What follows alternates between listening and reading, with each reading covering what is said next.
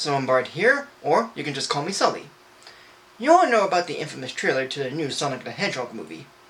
It has James Marsden doing scenes similar to when he did Hop, Jim Carrey making a big screen comeback as Dr. Robotnik, and the most controversial of all, Sonic's first movie design reveal.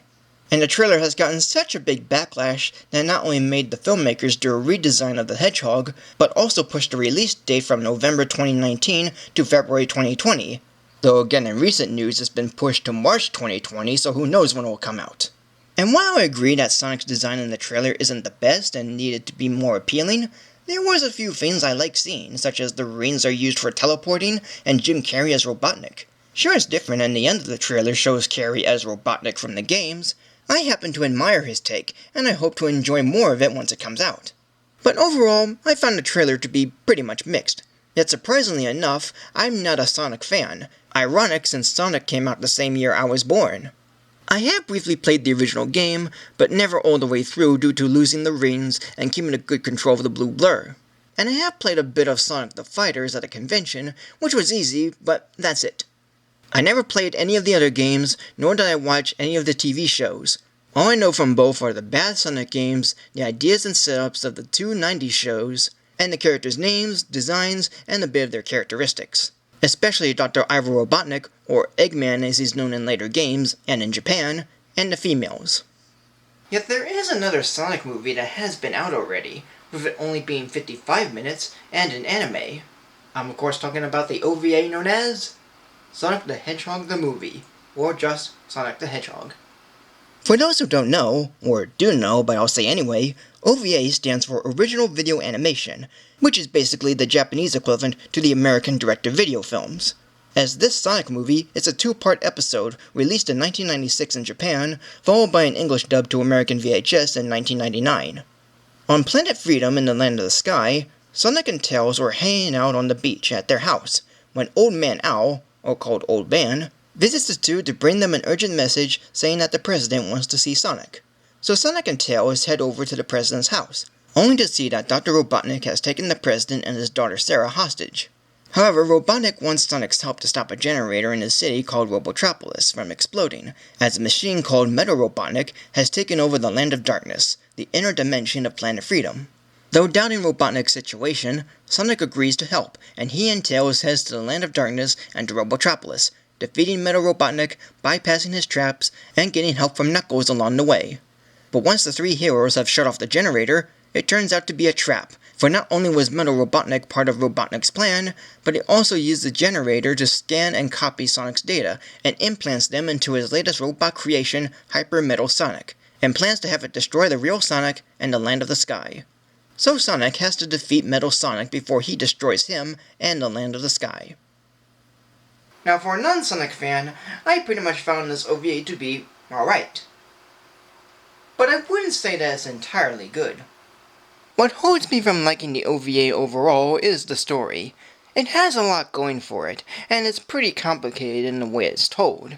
There's too much talk explaining the plot, and even when it tries to explain it in a simple manner, it still seems complex because of how it feels and how it's acted.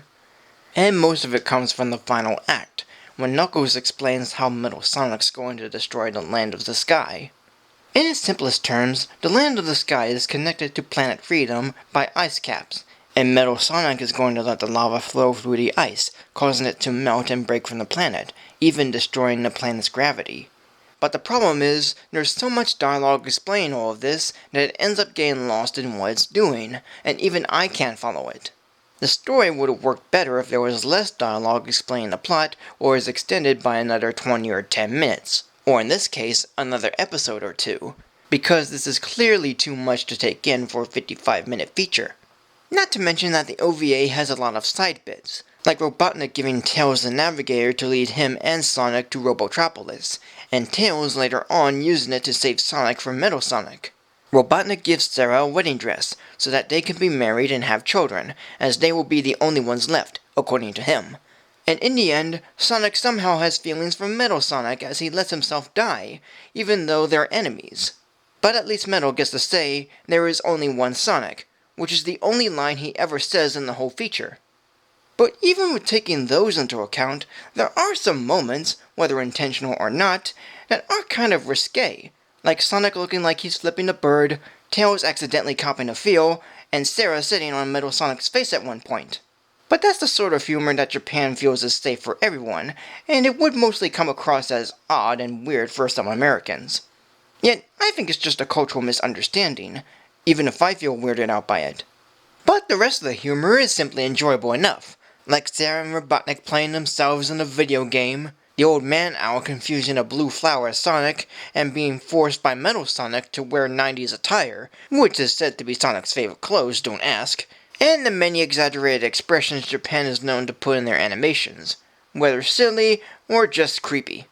There's points where Robotnik's face is likely in everything in Robotropolis, as not just with the generator, but also in the smoke debris, which is pretty surreal. Though I do have to question why Tails has to fly a plane, even though he can fly himself. I mean, I get it as Sonic's with him, and maybe Tails can't carry Sonic by himself when traveling long distances, but it seems odd to me. But it's not as odd as when Sonic and Tails avoid the traps in the Land of Darkness, and not incorporating any of the sound effects from the games. Yeah, there's none of that. There's no Sonic speed sound and no Sonic bounce sound when hitting the spring. It's only original or other stock sounds. At least there's original music and no rings, as that's more part of the game, which I never understood the point of collecting them except for score. Though they are used as currency in fan-made games, but I digress. However, there is one character I both like and dislike, and that is the president's daughter, Sarah. I do like her design as she looks cute, even with her cat ears and tail, which I can let pass as it makes her more adorable. But the wedding dress she wears later on makes her look even more cute, or as said in Japanese, kawaii. But what I dislike about her are some of her annoying bits, and being all screaming and crying, and some of her exaggerated expressions. Yet she does have a few cute moments as well, and she does remind me of Mimi from Digimon Adventures, right down to a similar hairstyle. But Mimi is a lot more whiny and annoying than Sarah is, so that makes her a little better. The animation is your standard mid-90s anime, with the good action, the fun visuals, the expressions, and all of the backgrounds. Which, given the story again, is much to take in. Because Planet Freedom is made of 2 dimensions, and the Land of the Sky is mainly lots of towering continents and islands, while the Land of Darkness is just Earth left to nothing. I'm not kidding, because they mention ancient relics in this, and it's New York City, that's flooded, abandoned, and growing grass. I mean look, Sonic and Tails climb up the Empire State Building. So Planet Freedom's either an alternate Earth, or Earth after an apocalypse, because it's hard to think of it as its own thing. But overall, the Sonic OVA is okay for everything except the story and plot, and need a trimming of dialogue or expanding of the story to make it better. As a whole, this OVA is alright. The characters are good, the story is a bit much, and the animation is pretty neat. Director Kazunori Igama had made a Sonic the Hedgehog feature that does have some fun to it, with the action and humor it goes for, and the look and style is very enjoyable.